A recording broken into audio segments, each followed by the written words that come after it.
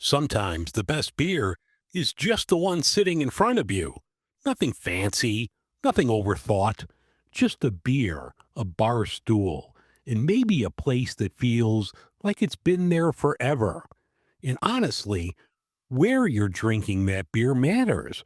For a lot of us, that place used to be the neighborhood bar down the block. But what happened to those places? Archie Bunker's place, Moe's Tavern, Dino's Bar and Grill, where, if the boys want to fight, you better let 'em. Cheers, and O'Malley's, the place where if you liked pina coladas and getting caught in the rain, you might end up planning your escape. Taverns, saloons, corner bars, whatever you want to call them, they're everywhere in pop culture.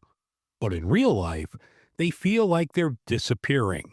So today on Beer in Front, we're talking about the neighborhood tavern. Pull up a stool, grab an old style, and let's get into it. Every beer has a story. Some changed history. Some disappeared overnight. Some changed the way we drink. If you like learning something every time you watch or listen, welcome to Beer in Front. And sometimes the beer in front of you is the best one yet. Welcome to episode 312 of Beer in Front. I'm your host, Dave Zalatoris, and Beer in Front is a charter member of the Beer Media Group. This week I'm putting out 2 episodes on the tavern. The one I'm coming out with now, story about taverns from start to finish. I think it's really good. One of my best pieces, I feel. So hopefully you'll enjoy that. In a couple days, I'm going to put out another episode with Dave Infante. Dave's a great writer, covers beer and beverage industry. You could read him over on VinePair, on his independent newsletter, Fingers. That's going to come out later in the week. I was kind of piecing it all together. I thought it ran a little too long, so I'm going to put it out in 2 separate episodes. But I'm really proud of both of these. I hope you'll like it. So stay tuned for the history of taverns.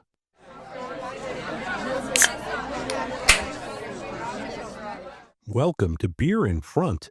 This show is about the places where Chicago really happened. Not the alderman's chambers, not the trading floors, not the stadium bleachers, though sure, those mattered. I'm talking about the corner tavern, the place with the sticky rail and the guy who knows your order before you sit down. The place where deals got made, unions got organized, grudges got settled, and sometimes, if the jukebox was right and the hour was late enough, whole lives changed direction. Most of this episode is focused on where I live, Chicago, but taverns have been slowly disappearing across major cities in the United States. I'm your host, Dave Zalatoris, and today we're talking about the neighborhood saloon. To understand what we're losing, we must understand what we had. The tavern is older than the United States itself. Colonial America ran on taverns. They were courthouses, post offices, town halls, and dormitories all rolled into one. The Green Dragon Tavern in Boston was where the Sons of Liberty plotted the revolution. George Washington said farewell to his officers in a tavern in New York City. These weren't just places to drink, they were the connective tissue of civic life. Through the 1800s, as the country expanded westward, the saloon followed. It was often the first permanent structure in a frontier town. The West was not won by teetotalers. The saloon was a place of commerce and gossip, of card games and fistfights and gunfights, of cattle ranchers and cowboys doing business over whiskey. It was, for better or worse, the original American third place. The year is 1905. You are standing at the corner of almost any block in Chicago, and there is almost certainly a saloon within 100 feet of you. That's not exaggeration. At its peak in 1905, Chicago counted over 8,000 saloons. That works out to one for every 239 residents, men, women, and children. We're talking one bar for every block, every neighborhood, every ethnic enclave, every factory district. You must understand what these places were. They weren't just bars in the way we think of bars today, somewhere to unwind on a Friday night. In Chicago's immigrant neighborhoods, the saloon was the living room nobody had at home.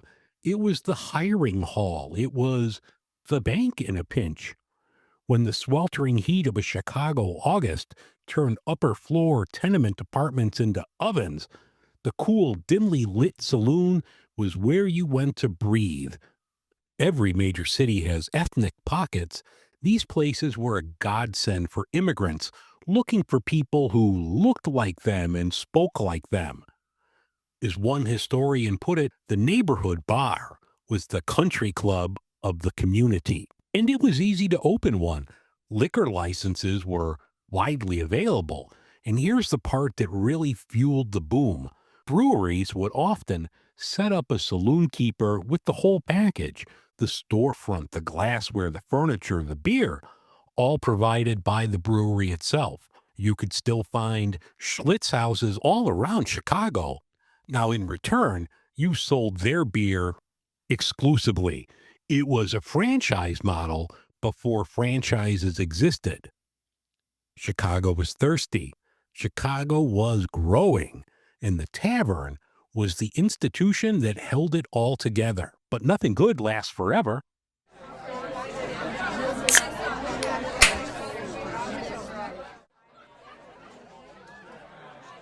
January 1920, the 18th Amendment goes into effect. Prohibition. The production, transportation, and sale of alcohol is now a federal crime. Overnight, roughly 180,000 saloons across the country were forced to close. Many never came back. Those that stayed open had to reinvent themselves. And in Chicago, reinvention meant one thing: going underground. There are stories of Chicagoans going to breweries that technically shut down, shaking the fences, begging for a taste of what they'd been told they couldn't have anymore. The law had banned drinking. It hadn't banned wanting to drink. The speakeasy was born.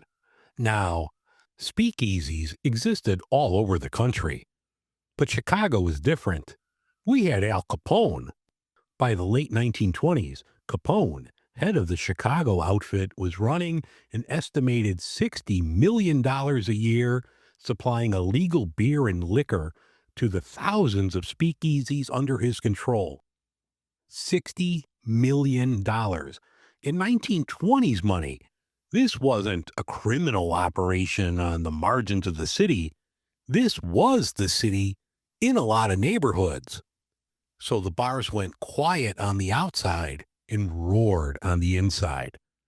Let's talk about a few of the survivors, the ones that are still standing.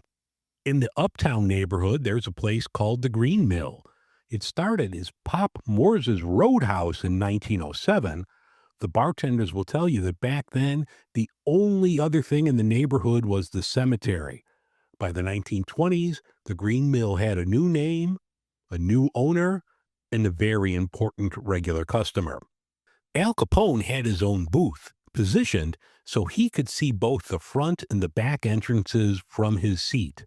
The bar also had a secret passageway behind it, used to smuggle in liquor, and on nights when the rival gang members might be looking for him, to get Al Capone out fast. The Green Mill survived Prohibition by doing what Chicago did best, blending the illegal with the irresistible. Jazz music, live entertainment. The demand for performers inside speakeasies accelerated the jazz scene in Chicago, giving musicians steady gigs that were, shall we say, very committed to having a good time. Today, 100 years later, you could still sit in Capone's booth. The Green Mill still does live jazz nightly. The clamshell light fixtures on the ceiling are original. The place smells, according to those who love it, like your grandparents' basement. That's not an insult. That's history. Then there's the Green Door Tavern in River North. The building it occupies was constructed in 1872, the year after the Great Chicago Fire. James McCall built it right in the ash and the aftermath, a two-story wooden frame structure. In fact, it's one of the very last wooden commercial buildings left in Chicago from that era because after the fire, the city banned wood frame construction in the business district. The green door slipped in just before the window closed, so to speak. It's been there so long, it leans. The building leans. Has for over 100 years. You just accepted it and kept going. During Prohibition, a green painted door became code, the signal that yes, there was an illegal drinking establishment inside. The Green Door Tavern leaned into that legacy. The basement still houses a speakeasy called the Drifter, where capacity is 37 people. You have to knock on the door to get in. Then there's Marge's Still, which opened in 1885.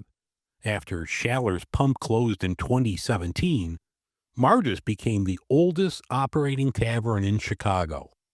During Prohibition, gin was made in the bathtub on the second floor and sold to patrons in the cellar.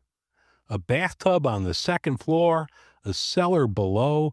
The whole building was a bootlegging operation stacked on top of itself.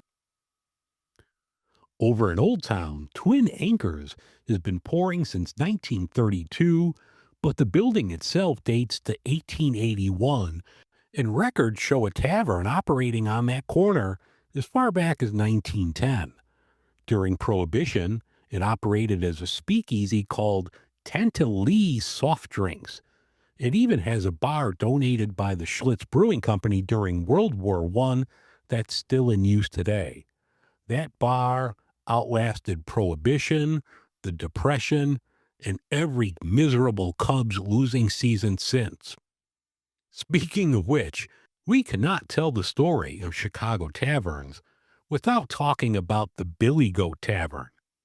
William Billy Goat Sianis was a Greek immigrant who opened his bar in 1934.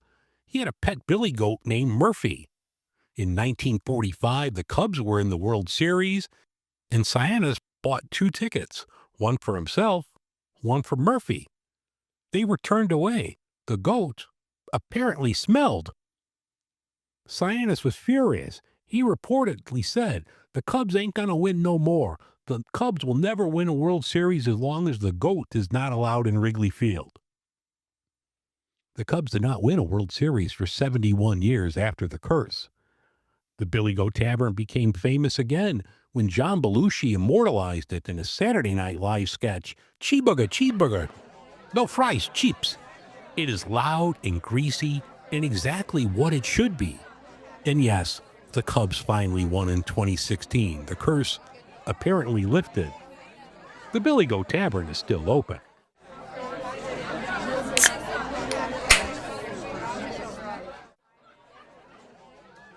After Prohibition was repealed in 1933, there was a second great boom. More than 5,000 taverns set up in Chicago by the end of that year alone. The enthusiasm for legal drinking after 13 years without it was extraordinary. In working-class neighborhoods from Pittsburgh to Detroit to Boston, the corner bar was as essential as the church or the Union Hall. These were places where shift workers decompressed, where friendships spanned decades, where the same stool might hold the same person for 40 years. The bar was America's living room where you might sit next to a plumber or a professor, and by the end of the night, not care which was which.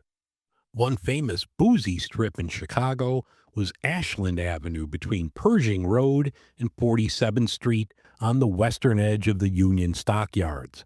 Workers coming off of shifts at the meatpacking plants had a wall of taverns waiting for them. Stanley Keurig Tavern, founded during Prohibition in 1924, was exactly that kind of place. Warm meal, whiskey spiked coffee, working class and proud of it. The taverns of the 30s and 40s served Chicago's working class. They were neighborhood institutions sorted by ethnicity, by trade, by block. You went to the bar where people spoke like you, looked like you, and understood you. These weren't fancy establishments. They were yours. But the country was changing, and eventually, taverns started to disappear. That number, 8,097 saloons in 1905, dwindled steadily across the 20th century. The city that once had a bar for every 239 residents eventually just had over 1,300 taverns. Neighborhoods gentrified. Factories and their workers moved out to the suburbs. The new residents, paying $1 million or $2 million for their homes, wanted bistros, not bars. Rising rents and changing zoning made it harder to keep the old places going. When Mayor Richard J. Daley was elected in 1955, in his 21 years in office, he revoked the liquor license of hundreds of bars. When his son Richard M. Daley was elected mayor in 1989, there were approximately half as many taverns as there were in the 40s. He made it harder to maintain a liquor license and even had residents vote to ban alcohol sales in their precincts. A Chicago alderman once said, "If a liquor license for a restaurant with a celebrity chef, politicians are happy to approve it. But a corner bar, forget it. They wanted nothing to do with it." Across the country, gastropubs like TGA Fridays and Bennigan's were opening at the expense of the local saloon.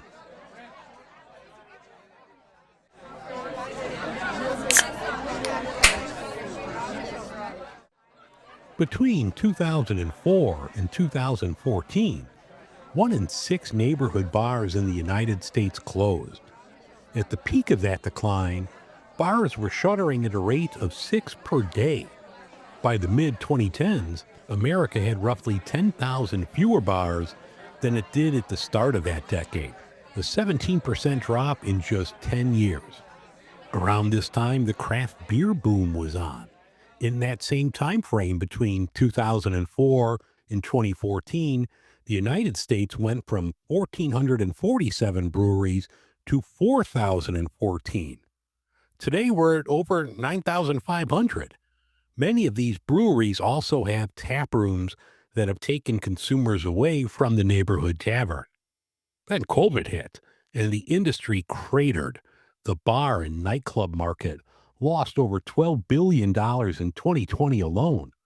Thousands of establishments that had survived recessions, rent hikes, and changing tastes finally couldn't survive a global pandemic that made gathering illegal. The recovery has been uneven. There are currently around 68,000 bars and nightclubs operating in the United States, a number that sounds large until you consider what it used to be and what the closures mean for the communities that lost them. One place where the tavern is still strong is Wisconsin. According to the Tavern League of Wisconsin, there are over 11,000 on-premise taverns that can serve beer and liquor, and around 2,000 establishments that can just serve beer. My contact there didn't have the exact numbers from the past, but estimates there were between 18 and 19,000 places just 30 years ago. So what's killing the American bar? It's not one thing. It's a perfect storm of economic, cultural, and demographic forces all arriving at roughly the same time. First, the economics are brutal. Running a bar was never easy money, but the math has gotten significantly worse. Rents in most American cities have skyrocketed since the 2010s. The cost of liquor licenses, which in some cities can run into the hundreds of thousands of dollars, is prohibitive for small operators. Staffing costs have risen, insurance has risen, And while a cocktail at a trendy bar might cost 18 bucks, a bottle of decent bourbon at a liquor store costs the same as it did 5 years ago. Customers are doing the math. Second, the home has become a competitor. Why go out and spend 50 to 100 bucks at a bar when you could open a bottle of wine at home, watch whatever you want, and never have to deal with parking or Ubers? One survey found that nearly half of millennials and over 60% of Gen X and boomers would rather drink at home than go out. The living room has become the bar, and Netflix is the bartender. Third, and this is the big one, young people are drinking less. This is the part that keeps industry insiders up at night. Gallup data shows a 10% decline in alcohol consumption among Americans aged 18 to 34 over the past decade. Gen Z drinks about 20% less alcohol than millennials did at the same age. The sober curious movement, which used to sound like a fringe wellness trend, has gone mainstream. The reasons are layered. Gen Z grew up with social media, and social media is forever. A bad photo from a bad night of drinking can follow you into a job interview. They're also more health conscious, more likely to be in therapy, more aware of alcohol's links to anxiety and depression. They've watched alcohol devastate communities. They've seen what addiction looks like up close. And many of them, frankly, don't want any part of it. There's also an economic reality.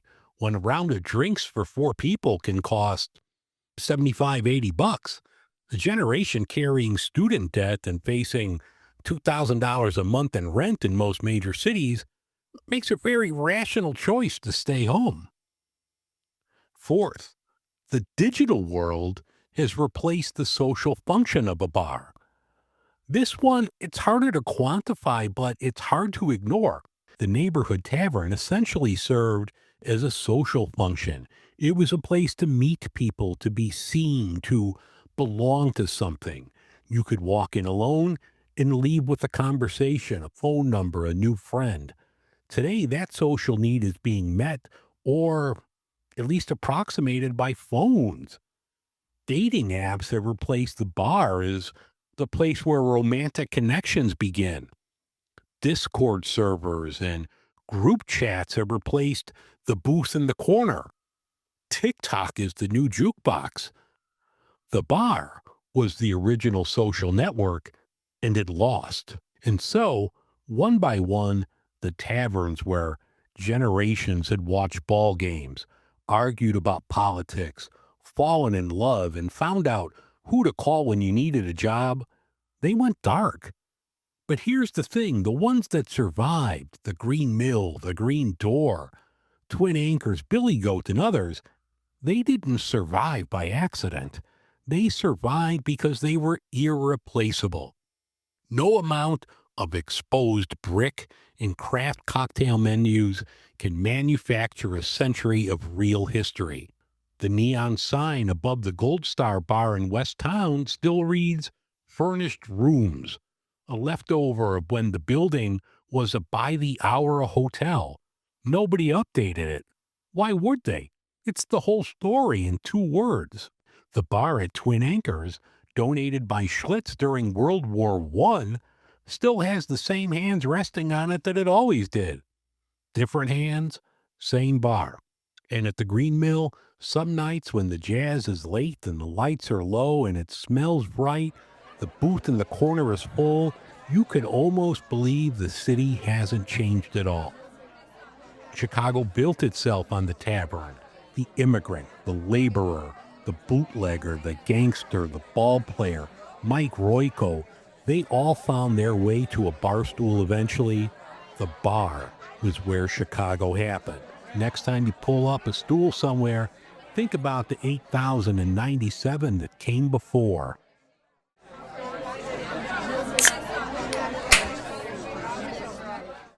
Not everyone is giving up on the bar. Some are adapting in ways that would have been unthinkable a generation ago. The alcohol-free bar is no longer an oxymoron. places are popping up all over the country that serve sophisticated, zero proof cocktails, drinks designed to be a complete sensory experience, not just a placeholder for the real thing. And they're not empty. The people show up aren't just sober by necessity, many of them choose it. Some bars are leaning into live music, trivia nights, axe throwing, board games, anything that makes the trip feel worth it beyond the drinks themselves. The experience economy, as consultants like to call it, is reshaping what a bar is supposed to be. And interestingly, there's a counter trend worth watching. Gen Z, for all their reputation as the anti bar generation, showing signs of rediscovering the dive bar, not the craft cocktail lounge with the wait list and the expensive martini, the actual dive. Cheap drinks, no pretension, a bartender who remembers your name and drink. Industry insiders have started calling it a cheers effect. Young people who feel overstimulated by screens and curated experiences are looking for something low stakes and real. They want to be regulars somewhere. The dive bar, the neighborhood tavern, in its most unvarnished form, might be making a quiet comeback, not despite its simplicity, but because of it. There's a concept in society called the third place. The first place is home. The second place is work. The third place is everything else. The place where community forms, the coffee shop, the bar, the barber shop, the church. Sociologist Ray Oldenburg, who coined the term, argued that third places are essential to democracy. There where strangers become neighbors, where people across class lines actually encounter each other, where civic identity forms. America has been losing these places for decades. The mall died. The bowling alley is dying. The diner is endangered. And the neighborhood bar, which was perhaps the most democratic third place of them all, the one with the lowest barrier to entry and the highest tolerance for all kinds of people, is going with them. What replaces them? Not much. Online communities can simulate connection, but they can't replicate the experience of sitting next to a stranger who surprises you. They can't replicate the way a shared space, even a slightly run-down one with sticky floors and an outdated jukebox with Tony Orlando, creates the feeling of belonging somewhere. There's a grief in this that doesn't get named often enough. Not just the grief of a business closing, but the grief of losing a kind of public life, a way of being together. Last call isn't just what the bartender says at 2 a.m. It's a metaphor for something larger. The American tavern in all its forms, from the colonial ordinary to the saloon to the corner pub, has always been where the country went when it needed to feel like a country, to sit close enough to someone different to notice they weren't so different after all. We are losing that room, slowly, unevenly, for 100 different reasons, none of which feel like enough of a reason on their own, but together they add up to something. The question isn't whether we'll miss it, we already do. The question is what we're going to build to replace it, and whether whatever we build will feel as real. The story of taverns isn't really about beer, it's about people. These establishments served as the unofficial community centers long before social media existed. People met spouses there, found jobs there, celebrated championships there, watched elections there, and sometimes simply escaped the challenges of everyday life for a few hours. Chicago has always been a city of neighborhoods, and neighborhood taverns help define those communities. While many have disappeared, their influence remains visible throughout the city. The next time you walk past an old building in Chicago with a Schlitz globe in the facade or a neon old style light glowing in the window, remember that you're looking at more than a bar. You're looking at a piece of history. I'm your host, Dave Zalatoris. This is Beer in Front. Thank you so much for listening. If this resonated, share it with somebody you'd like to grab a beer at the corner bar with. Research for this episode was drawn from the Chicago History Museum, WBEZ Curious City, DNA Info Chicago Archives, Green Door Tavern Historical Record, Gallup, IBIS World, IBIS Bar and Nightclub Industry Report, The Conversation, Goliath Consulting Group, Toast POS Industry Data, Fox News Digital, NBC News, the Scoffier School of Culinary Arts, Beverage Trends Report, 2026 Brewers Association, and the Tavern League of Wisconsin. All right, that's going to wrap things up for part one of my story on taverns. Stay tuned in a couple days. I'm going to have part two where I sit down and talk to Dave Infante. You know him in the beer community. He writes for VinePair, has his own publication weekly called Fingers. That's going to come out in a couple days, but I thank you very much for listening. Once again, if you like what you heard here, please share it, give a 5-star review, do all of the good things, because it helps me get listeners. So thanks once again. I do appreciate it. And sometimes the beer in front of you is the best one yet.